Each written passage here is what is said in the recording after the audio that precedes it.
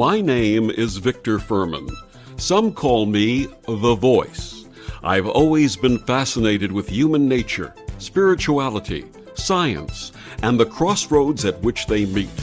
Join me now and we will explore these topics and so much more with fascinating guests, authors, and experts who will guide us to Destination Unlimited.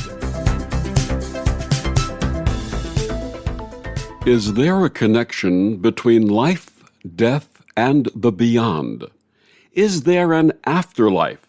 And if so, what lessons may we learn from it and those who have passed on?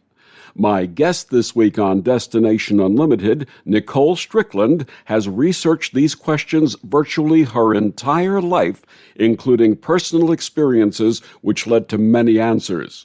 One of the leading paranormal and afterlife researchers on the West Coast, Nicole Strickland has been interested in the supernatural since childhood. In addition to her innate psychic and empathic abilities, Nicole's experience in the fields of counseling, education, psychology, and social work give her a unique perspective on studying the unknown.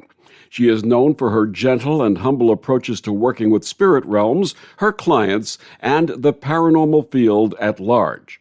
Her websites are authornicolestrickland.com and san diego paranormalresearch.com, and she joins me this week to share her path and new book, The Afterlife Chronicles, exploring the connection between life, death, and beyond. Please join me in welcoming to Destination Unlimited, Nicole Strickland. Welcome, Nicole. Hello. Thank you so much for having me. It's such an honor.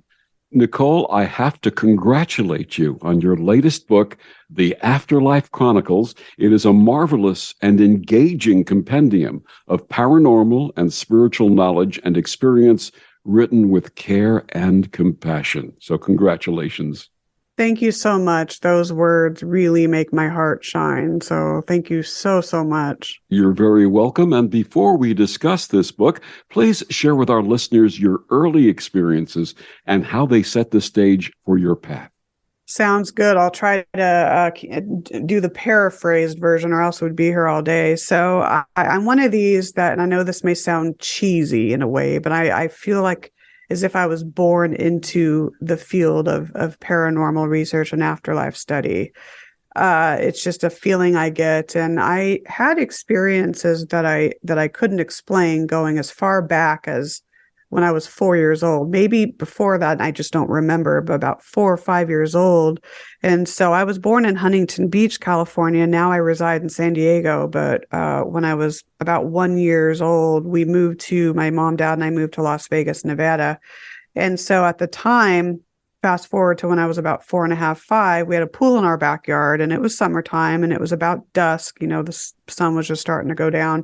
And so we got out of the pool and we were drying off. And I distinctly remember this. I saw this floating dark gray. It wasn't really black. It was more like a dark gray sort of mist kind of float like by us. And I remember asking my mom and dad, I was like, Mommy, Daddy, did you see that draft? Now, I have no idea why at the age of 4.5 or 5, I would have chosen that word draft to explain what I saw.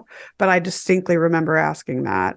And so even above that, not above it, but in addition to it, there was, I surmise maybe from the 1800s, a male spirit from the gold rush days, perhaps.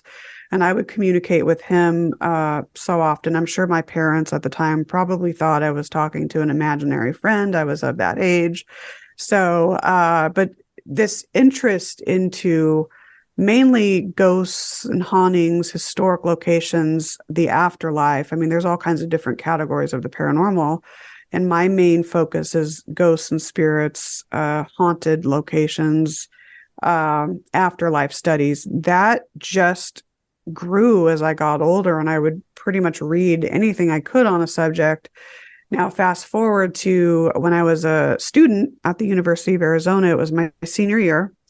And it was October 24th, I believe. Yes, of course it was. So my grandmother, my mom's mom, so my maternal grandmother, called me the day before she passed.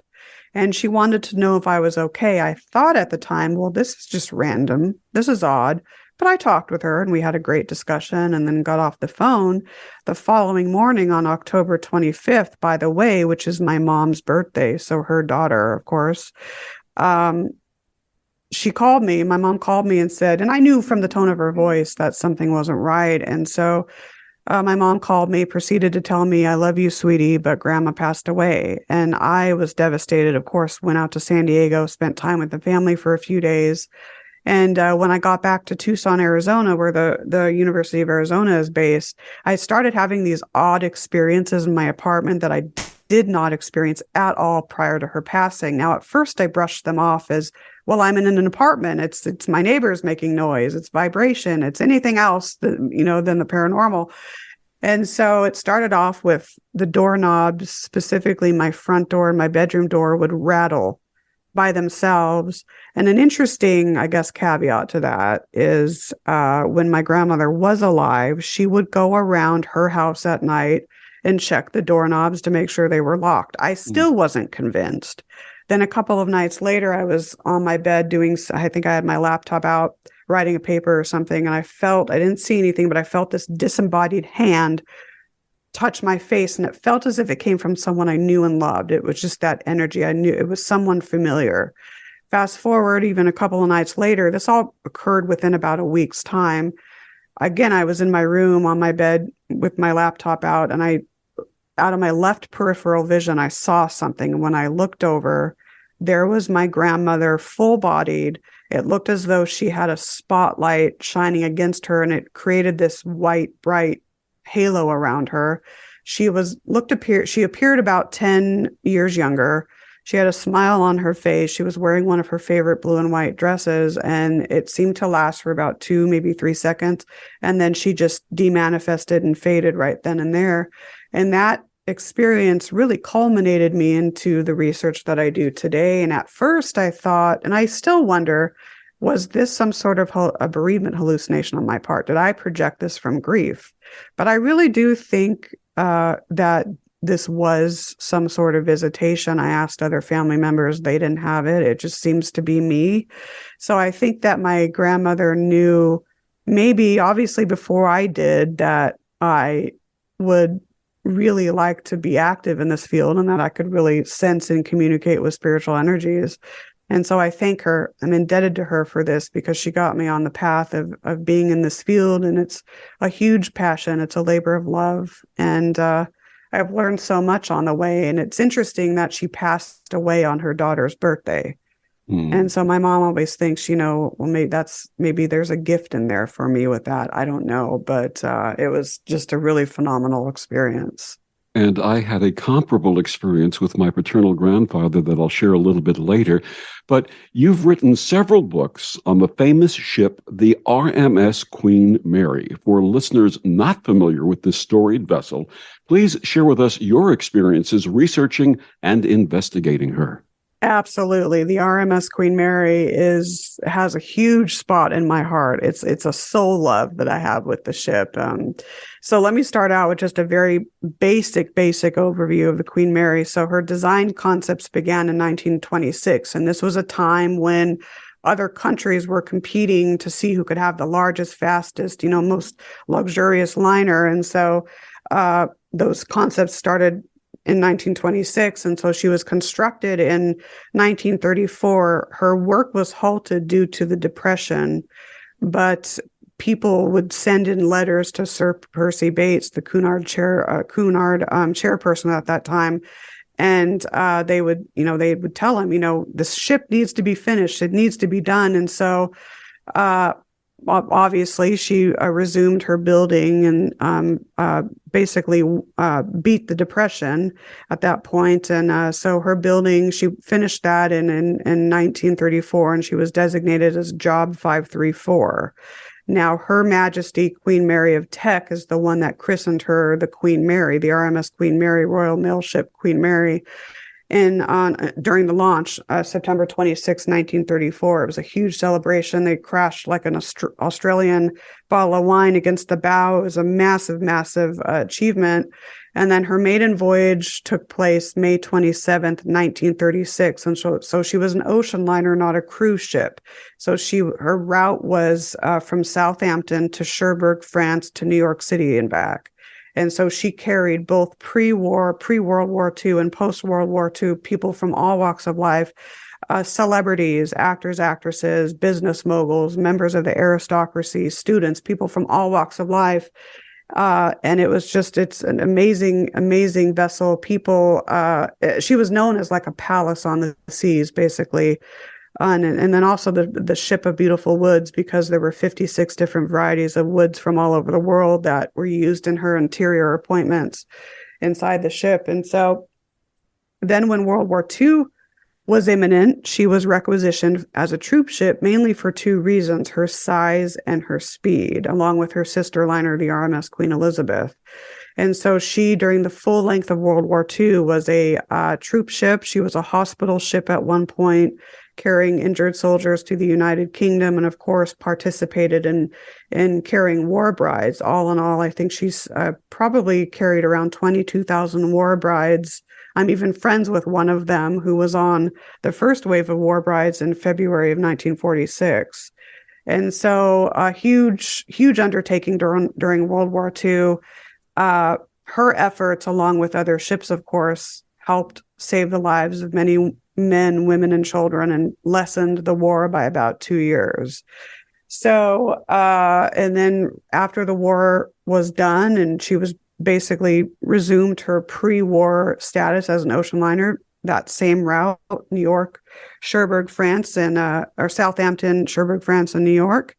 And then in 1967, there were various bids from all over to get the Queen Mary in Long Beach, California, won out at $3.45 million, and she's been moored there ever since December 9th, 1967, commanded by Captain John Treasure Jones, and he is credited as saying, "The Queen Mary is closest to a human being of any ship I ever commanded." And that's something very interesting, because in my research, since 2005, I've talked with so many people, for even current crew of today, former crew, captains, commodores, other crew members, even war brides, World War II servicemen who sailed on the Queen Mary, and they felt this kinship to her. They felt this aliveness to her, like she has this soul. And I would have to agree, she's a very sentient vessel. And I think it's one of the main reasons why she's touted as being one of the most haunted places in the world. I don't like using the word haunted because it has this negative connotation, but very paranormally active on board. And I think there's this duality between the ship being sentient and one giant spirit, and then her human energies that choose to reside on her, and or those that come through, passing through. Maybe they choose to stay, maybe they choose to leave, but it's such an amazing historic vessel that I'm still learning history from the Queen Mary. And so I had to write 3 books. I just had to, because of the love I have. And so the first 2 are basically paranormal and historical overviews. And then the third book, RMS Queen Mary, Voices from Her Voyages, was a labor of love as well. And I took about 2 years to write, because I had to interview former crew and former passengers and war brides and veterans. I even got permission to republish some stories as well from her maiden voyage and other times in her history. And they're sold on board in Long Beach as well, and they do well on there. And it's such an honor. But the historical research, I mean, I'm still learning to this day. There's so much to learn about the Queen Mary. So interesting hearing you describe your experiences and your research. Do you feel an affinity with this ship, almost like a soul level affinity? Absolutely. Absolutely. And I forgot to say too, when the first time I stepped on board and I was introduced back in 2000, again, was at the University of Arizona, and came back out here in San Diego or Southern California for spring break. And a friend and I actually took one of those 3-day Carnival cruises. And so I was first introduced to the Queen Mary from the back seat of a car. And I remember staring at the Queen Mary, this beautiful historic ship, and something told me, Nicole, you're going to be back there someday. So fast forward in 2005, the second I stepped foot on A deck, and that's one of her hotel decks, I felt, it's hard to explain, but I felt an instantaneous soul connection, like I've been there before. Everything about it was familiar. This just instant, like, love. And it felt like everything was right at that moment. And so it's happened to others. It's happened to others. That's a blessed experience. That really is a blessing. Mm-hmm. I agree. And it's my second home, really. So yeah, absolutely. Yeah. You've done many investigations. What advice and perhaps code of ethics would you espouse to others in the paranormal field? Great question. And I'm going to preface this by saying that I'm sick and tired of the sensationalism, of the BS. I'm sick and tired of people exploiting the paranormal, exploiting the spirit realm, even other dimensions, even energies, even cryptids, for example, whatever the entity may be. I'm tired of people being in the field for the wrong reasons. Maybe they're just nothing but thrill seeking. There's nothing wrong with that. Don't get me wrong, but exploiting it for their own needs. Maybe they want to just be famous. Maybe they just want to copy what they're seeing on TV. Whatever the silly reason is, I'm sick and tired of that. I'm one of these people that really takes this work seriously. It's something that needs to be approached without an ego. It's something that needs to be approached with humility, with integrity, with dignity, and with respect. And so you're going to get a lot more with your results by applying the golden rule and treating these energies and the locations and even your fellow co-teammates with respect and dignity. That's what it all deserves. And so that's my main advice. I would also ask people to ask themselves, why do you want to be in this field? What are your reasons? And if it's something very silly and maybe, not really, maybe it's a sensational reason. I don't know. Maybe it's just a silly reason. Well, I really would like you to ask yourself why you want to be in this field. What is your goal? What is your purpose? Because it entails a lot more than just, trouncing around a historical location and just in hopes of seeing a ghost. There's a lot that goes into it. And especially when families call and say they're having manifestations in their home and are looking for help. Right. And I'm glad you brought that up, because over the years, I've become way more selective with private homes and even businesses. I'm talking about non-historic locations, because there could be various reasons. I mean, I'm seeing this trend where people are blaming, and I'm not trying to criticize people, but it's sometimes easier to blame something without looking inward and seeing maybe if you're causing it, right? So these people think that, oh my gosh, all these problems I have in my life, well, it's the paranormal's fault. It's the ghost's fault. And that's not always the case. So you really have to take these cases and treat them a lot like social work and do extensive interviews and try to determine if there's any mental or physical illness, anything that could maybe be harmful to these clients should a team go in and pursue an investigation or case study. I mean, I know groups. Some of my good friends who are very good researchers. They've had experiences where they'll be like an hour or so into an investigation, a private residence, and then they find out that the homeowners or renters are trying to cause activity or fake things. And so you really have to really do extensive research and history just to determine that, that it's safe to proceed, not only for your safety, but for their safety as well.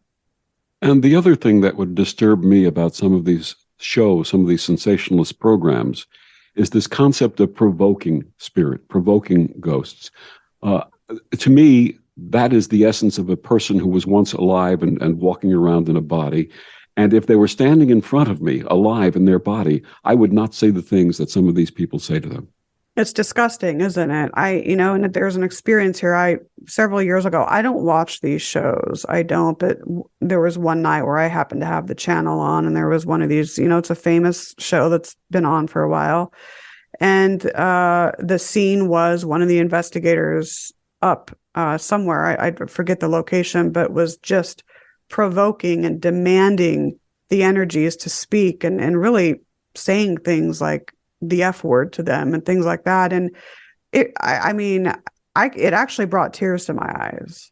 But that's the type of stuff that I just can't take, and it's horrible. It's horrible. Would you go up to a stranger in the grocery store and just start, demanding them to answer your questions? No, you wouldn't. You would want to, build rapport and get to know them and all of that. So respect and dignity for spirit as well as for the human being in front exactly. of you. Absolutely. What inspired your new book, The Afterlife Chronicles, exploring the connection between life, death, and beyond? Oh, that's a good question. This, of course, was a labor of love as well. And it only took about under a year to write, but in essence, it took my entire lifespan, because in there is just, a lifespan of experiences and insights and theories and, information from other people. I have many contributors in the book who opted to share very personal, very profound stories with spirit. And so it was just a really big labor of love. I'm still in the paranormal, but I think my true passion really lies with afterlife studies. And so to be able to write something on that, it's always been a dream of mine. And it's like I put my heart into it, and hopefully people can tell when they read it that, wow, this author really has a passion for what she's writing about. So, and then all the contributions really support the different types of discussions I have in the book and the different topics. So there's stories throughout. So it was a lot of fun. Her book is called The Afterlife Chronicles, exploring the connection between life, death, and beyond. Nicole Strickland, please tell our listeners where they can get your books and find out more about you and your amazing work. Sounds good. So you can get my books on Amazon, pretty much on all the online retailers. The Afterlife Chronicles right now is on Amazon US and International. I'm also going to next week be publishing it through Ingram Spark, and so that will give it worldwide distribution. But my other books you can find again online on all the online retailers. The Queen Mary books, if you go to the ship, you can find them there, sold in the gift stores, which is really, really cool. It's really an honor. And then let's see, San Diego's Most Haunted and Spirits of Rancho Buena Vista Adobe, I believe, are in some select stores in San Diego because they're more regional books, but you can get them online as well. My website is author Nicole Strickland, and then my team's website is San Diego Paranormal Research.com. It needs an update. I need to do that, I know. And then Facebook, my handle is Nicole D. Strickland, Afterlife Chronicles and Beyond. And then let's see, Instagram, author Nicole Strickland, all one word. And then Twitter, it's the acronym of my team, so SDPRS, and then Nicole, and that's the Twitter handle. So. And we'll be back with more of Nicole and the Afterlife Chronicles after these words on the Om Times Radio Network. The cutting edge of conscious radio, Om Times Radio, IOM FM.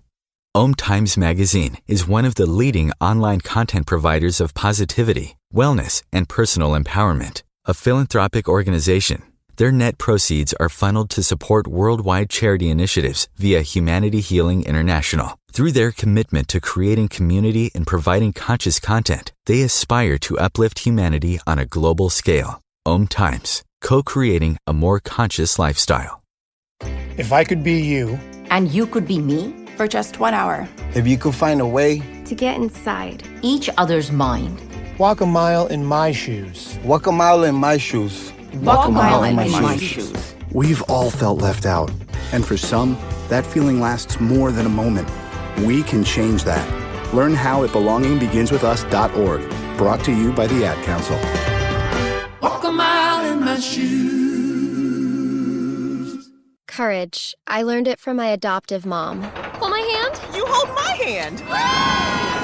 Learn about adopting a teen from foster care at adoptuskids.org. You can't imagine the reward. Brought to you by Adopt US Kids, the U.S. Department of Health and Human Services, and the Ad Council.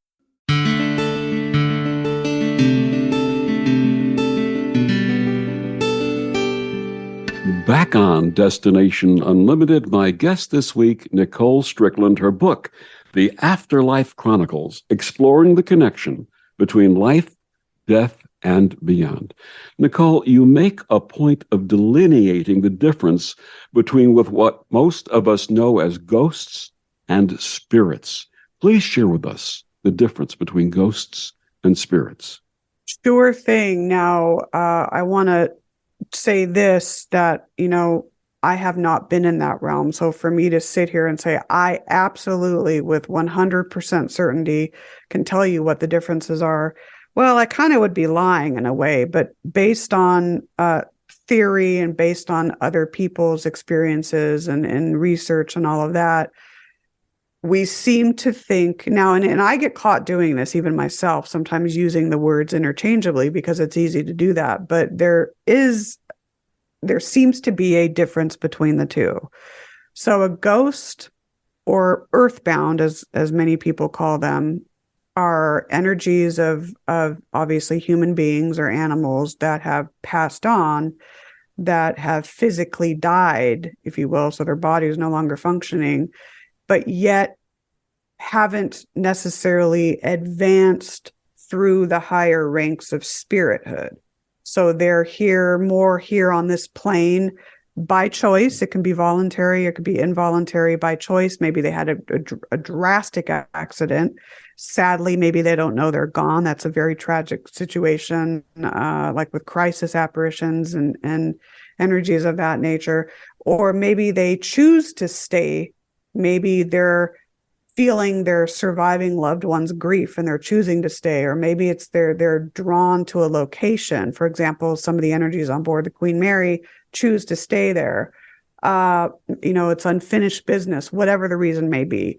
So a spirit is someone that maybe was an earthbound at one point and then was able to move on and transcend the earthbound state, if you will, and then move on to spirithood, or maybe they directly moved on to it right after physical death.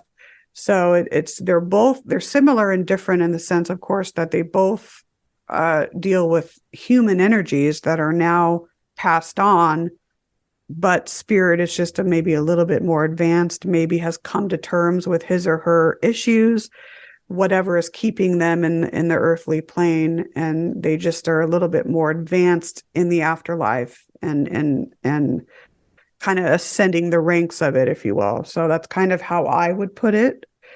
But it's hard. I get caught in using the words interchangeably, and like whenever I do, I was like, oh God, I correct myself but it's easy to do. Absolutely. You had talked about your experience with the spirit of your grandmother. I was one of those kids growing up in the 1950s who was labeled as having an overactive imagination. Yes.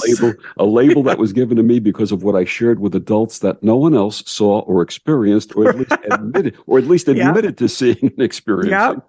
I was very close to my paternal grandfather, and remember being in my room reading, looking up, and seeing him standing in front of me. I asked him, Grandpa, when did you come in? And he just smiled, and within a few minutes, he disappeared. Wow. I went into the living room and told my parents, who chided me for imagining things. A few minutes later, a call came with the news of my grandfather's passing. Now, you share similar experiences in the Afterlife Chronicles. Why do our departed loved ones communicate with the living? And how may this manifest for others, especially for those who perhaps are not open to this phenomenon? It's such an intriguing, fascinating concept. And, it's an individual case-by-case basis, because the reasons could be, many. There could be many reasons. You could have 10 different people that have a similar experience, but maybe the reason as to why their departed loved one visited is different from the next. It's so fascinating. But in the book, I do talk about, and this is just my opinion, reasons for why spiritual energies communicate with us. I think part of it is to keep in touch. Maybe they want to help us with our grief. Maybe it's to warn us of, potential danger. There's a story in my book that talks about that. It's a kind of a long story, but it's when you get to the end of it, you can see why. Well, yeah, maybe that's true. Maybe spiritual energies just know and know when maybe we're going to be in danger, and they're trying to prevent it. So there's a lot of different reasons. Maybe it's to educate us on something. I also think it's to show us that life exists in the beyond, that when we die, it's not an end, it's a beginning, that there's life that goes on. I mean, if you reverse the word afterlife, you get life after, right? So it's to demonstrate that. But, your experience, I mean, that's interesting. There is a story in my book, I think it's Marie D. Jones' story, and she also lives in San Diego, and she talks about something very similar that you experienced. And perhaps, he knew you could sense him. And, that's kind of what I think. It's a beautiful experience, though. Absolutely. Now, you mentioned your experience with your grandmother jiggling the doorknobs and other things. My experience seeing my grandfather. What are some of the other ways or signs in which this communication may manifest? Absolutely. There's many different ways. And again, every case is different, but going to some of the more obvious signs, you may see an apparitional or full-bodied sighting of your departed loved ones. You may hear them disembodied, maybe when you're around the house and you hear them. If you're an investigator and you're doing electronic voice phenomena sessions or spirit box sessions, ITC sessions, they may come through that. I have an experience with that, actually, I can share. You may sense them. And see, this is the one that's hard for people, because our logical minds want to try to automatically say, nope, that didn't happen, right? But if you're open to that, and if you're feeling in your heart and soul and you sense someone there with you, hang on to that, pay attention to that, because that is your own intuitive voice letting you know. Synchronicity is a big one. You may see or have experiences that are synchronous in nature. That, for example, let me use my cat Kaylee. When my cat Kaylee passed away, and she had a brother named Max, and they were litter mates. And so, like, the day after she passed, I was actually driving, and I think I was on my way to Starbucks, and I was at a stoplight, and I saw these two birds dance in unison, like I've never seen two birds dance in unison before. And instantly, what came to me is, wow, this is some sort of symbolic message letting me know that Max and Kaylee are reunited. So pay attention to those synchronicities. That's a huge one. Dream visitations is another one. I've had very profound dream visitations, especially with my cat Kaylee. Not the typical types of dreams. These are dreams where it's almost like a dream visitation mixed in with an astral projection, where I'm able to, even though I'm technically asleep, I'm able to feel her and see her and communicate with her while dreaming. It's very, very profound. So those are some ways, in my experience and in talking with others, where you can really, those are signs of spirit communication. And just even look, animal behavior. I think there's a story in there too in the book where the person's dog is behaving in a unique way to what's going on. So, but it's just that my main advice is to trust your intuition and trust what your heart is telling you, and to look for those synchronous signs. Maybe they come through in music, maybe they come through in objects, maybe they come through in times. For example, the time my grandmother passed around 4:45 a.m.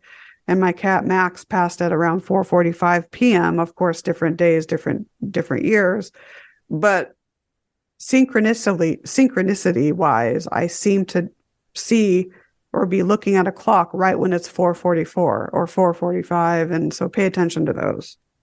Absolutely. I'm going to share a rather personal story. I had a life-changing relationship with a wonderful woman named Judy, and she transitioned in January of 1998. Wow. And it was life-changing in so many ways, and I'm not going to take up your time right now. I'll share it with you personally.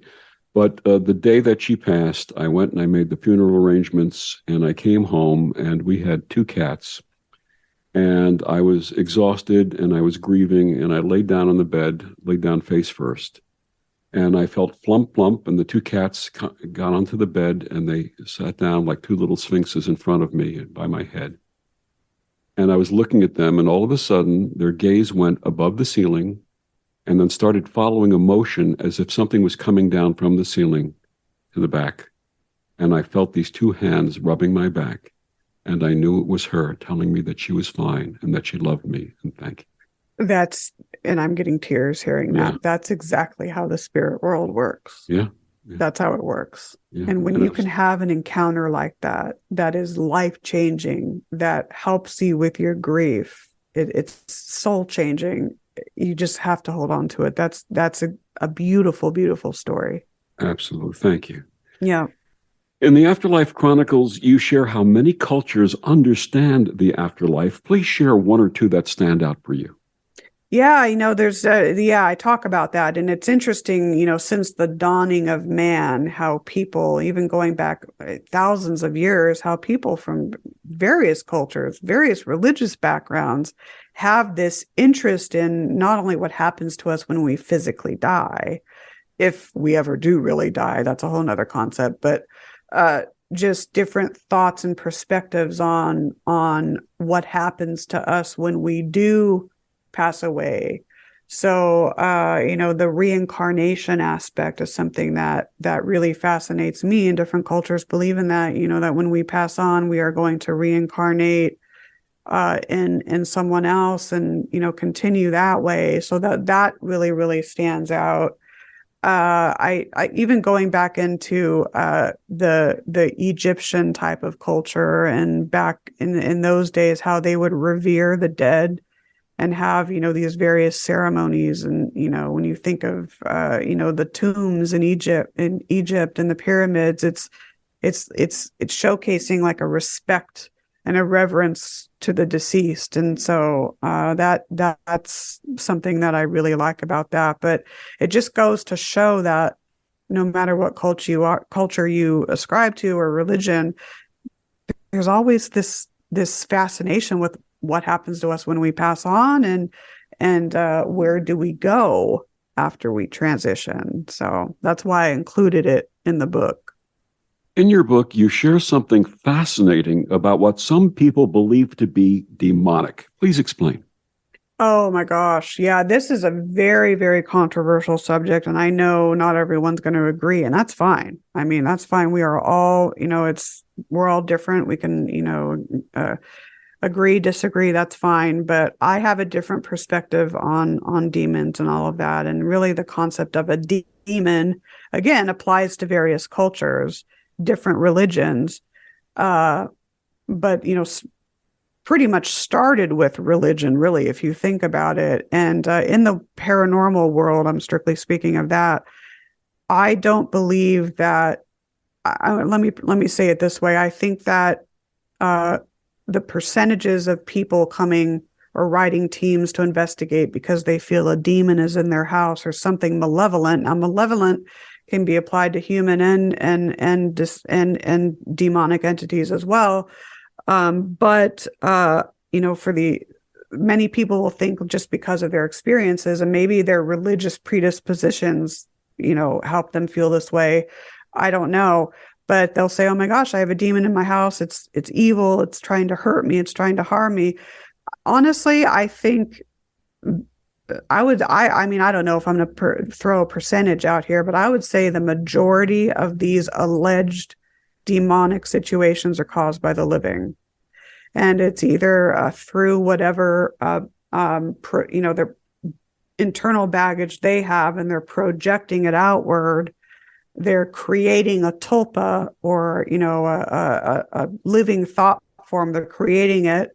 And maybe that's what a demon really is. Maybe it's one big giant tulpa. I know there have been cases, and I'm not saying that maybe demons don't exist. I just don't think they exist prevalent like what people claim. And so that's just my thought on it. I think a lot of it could be caused just psychological projections on the part of the living. Explain for our listeners the word tulpa. Yeah, tulpa is an interesting thing. So if you're familiar with I think it's James Hilton's novel, Lost Horizon, the whole fictional paradise of Shangri-La, right? We've heard that.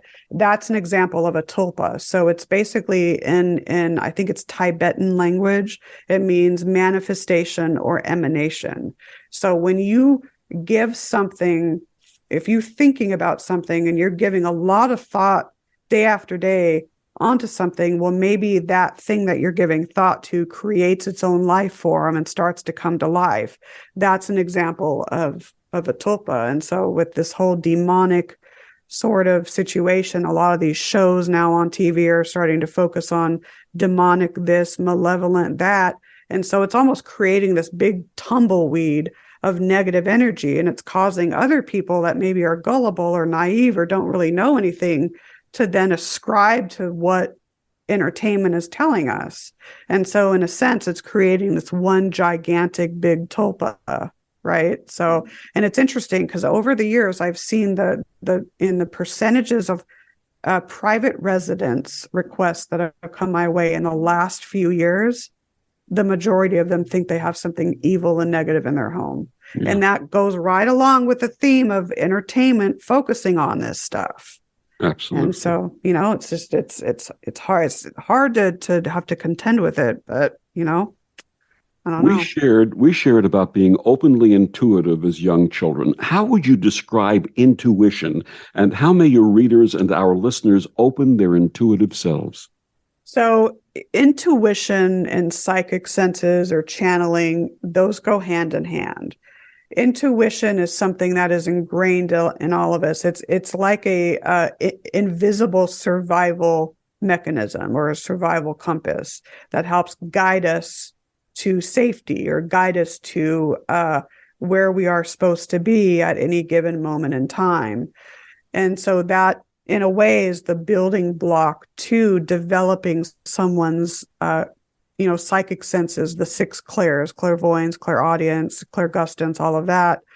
And then, so they pretty much are friends with a dear kinship. So intuition, an example of that would be, let's say you're, driving down the freeway and your gut is telling you to get off this exit because this exit's going to have a gas station and you need gas. And so then you get off on that section and you were right. Okay, there's that gas station. Whereas psychic senses, for example, let's use the example of psychometry, where someone, I guess, is on an investigation or just maybe on a historical tour, and they pick up an item, maybe it's a historic rock or some sort of historic piece, and they're feeling it in their hands and they're starting to get senses from maybe a long time ago. Maybe it's emotions associated with it, or maybe they start to see visions in their mind's eye of someone who was associated with this historical object through psychometry. And so that's an example of using our psychic senses. So that's kind of how the difference on, they're similar but yet different, but yet they coexist and they go hand in hand. Her book is entitled The Afterlife Chronicles, Exploring the Connection Between Life, Death, and Beyond. We'll be back with more of Nicole Strickland after these words on the Om Times Radio Network. Humanity Healing International is a small nonprofit with a big dream. Since 2007, HHI has been working tirelessly to bring help to communities with little or no hope. Our projects are not broad mandates, nor are they overnight solutions, but they bring the reassurance that no one is alone and that someone cares. To learn more, please visit humanityhealing.org. Humanity Healing is where your heart is. So I'm a cat, and I just moved in with this new human, and she's got this little toy she's always playing with, all day long. Tap, tap, tap, tap, bloop, bloop. She can't put it down. There it is. Oh, and get this. She even talks to it. Last week, she asked it for Chinese, and guess what? Egg rolls showed up. Like magic. Humans have cool toys. A person is the best thing to happen to a shelter pet. Be that person. Adopt. Brought to you by the Ad Council and the ShelterPetProject.org. Imagine yourself being transported to India, to the banks of the Ganga and an ashram in Rishikesh. Visualize that you are welcome to satsang with an American sannyasi who shares the wisdom of her guru. Your visualization has manifested. Join Sattvi Bhagawati Saraswati for inspiration and transformation every Thursday at 11 a.m. Eastern on Om Times Radio.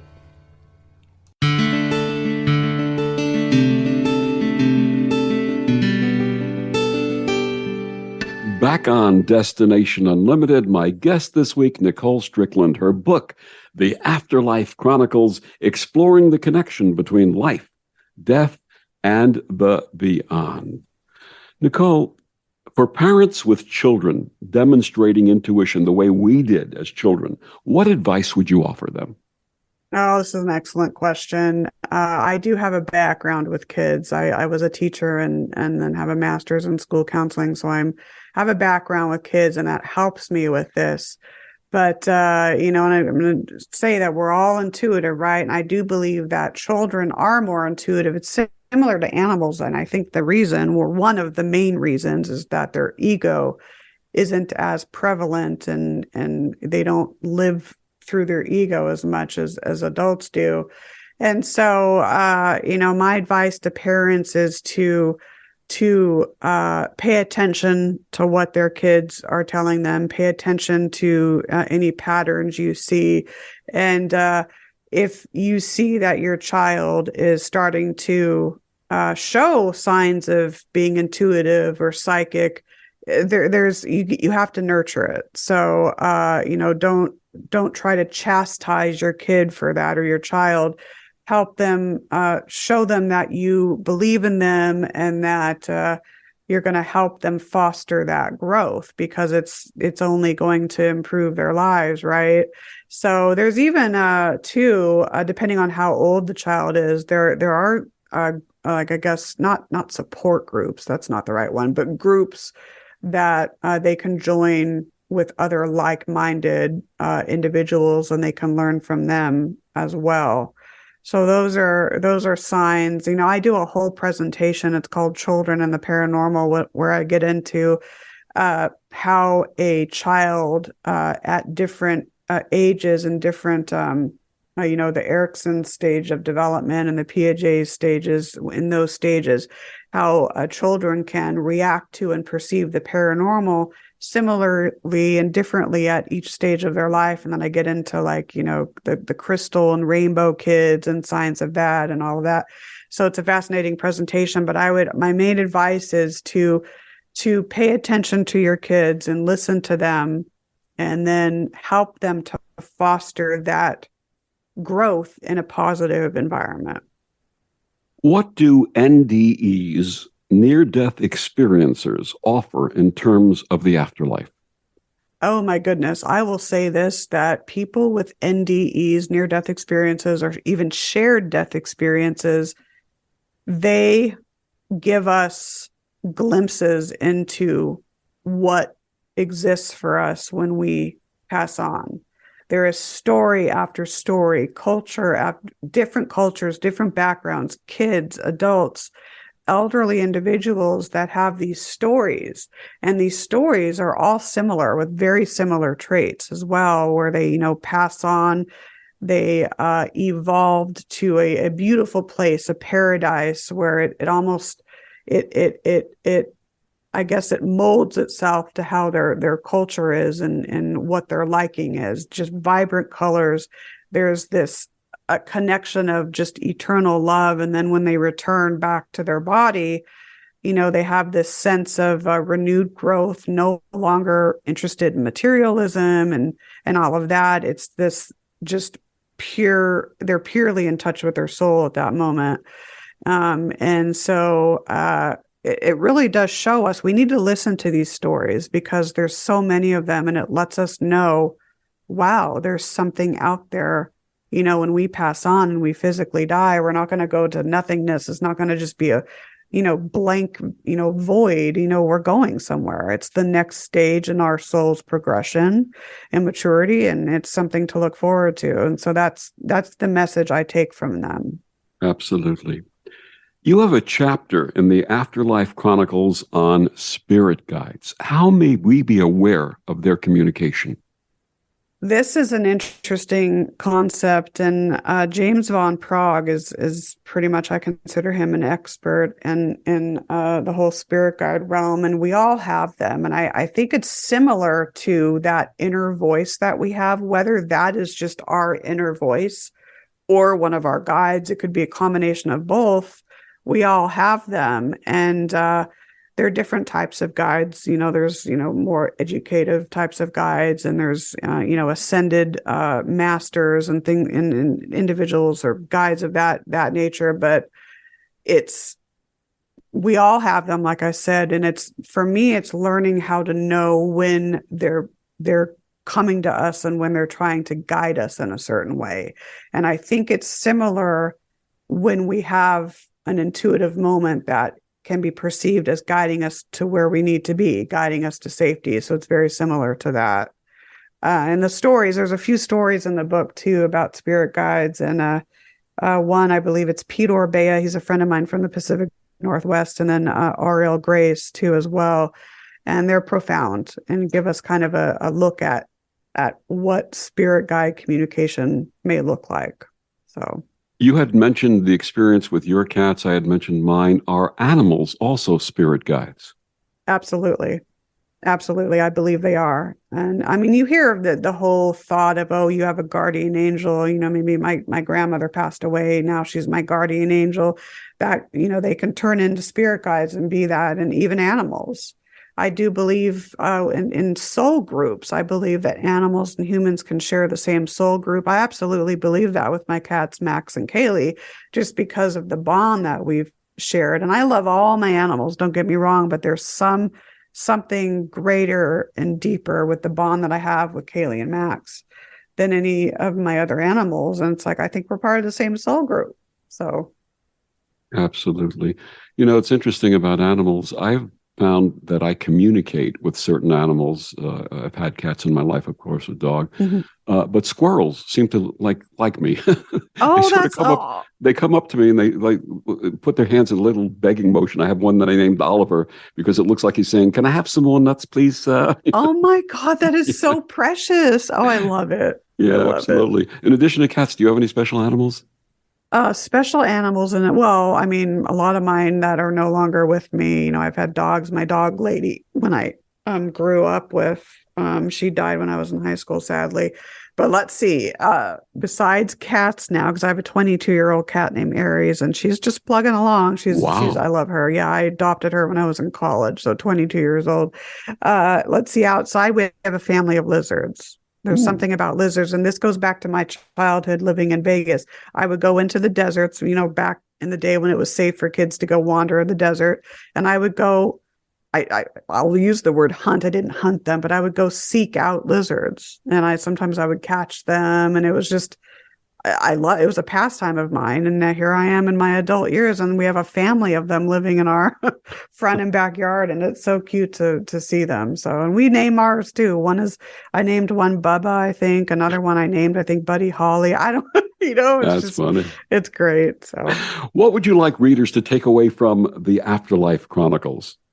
Good question. So if I had to, and I've been asked this before, if you had to summarize the book in one or two sentences, it would be this: that even though our loved ones that are departed are no longer physically with us, they are still with us. Their essence, their soul, their energy is always with us. There's always that connection. It's undying, endless love. And so that's basically the point that I want to take away, that I want people to take away. The other one is that there's this undying connection between mortality and the afterlife. The two worlds, I think, are destined to intertwine with each other.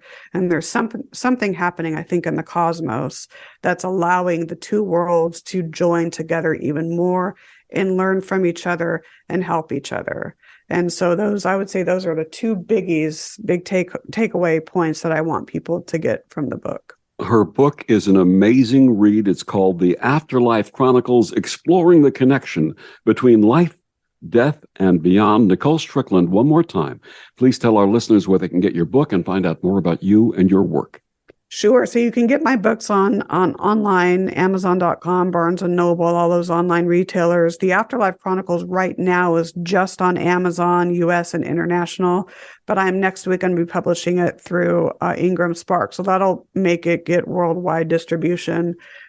So really looking forward to that. And then Queen Mary books you can get online, or not, well, online, yes, but you can also get them on the ship in Long Beach as well.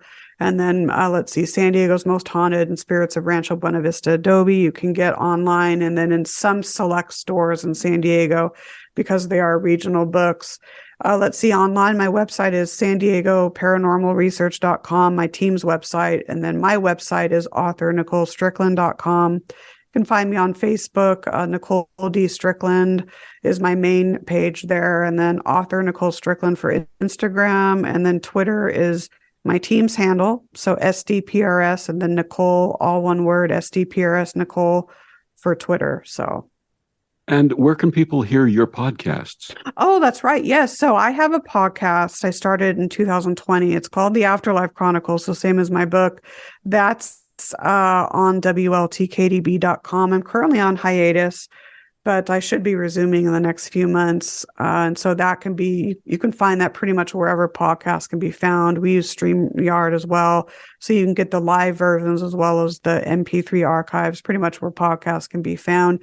And then I also co-host Haunted Voices Radio on Friday nights with my friend Todd Bates. And so same network, WLTKDB.com. So Nicole, thank you so much for joining us and sharing, most importantly, the positive message that you bring to the paranormal community and to our world. Thank you so much. Thank you so much. It was an honor to be on your show. Thank you so much. And thank you for joining us on Destination Unlimited. I'm Victor the Voice Furman. Have a wonderful week.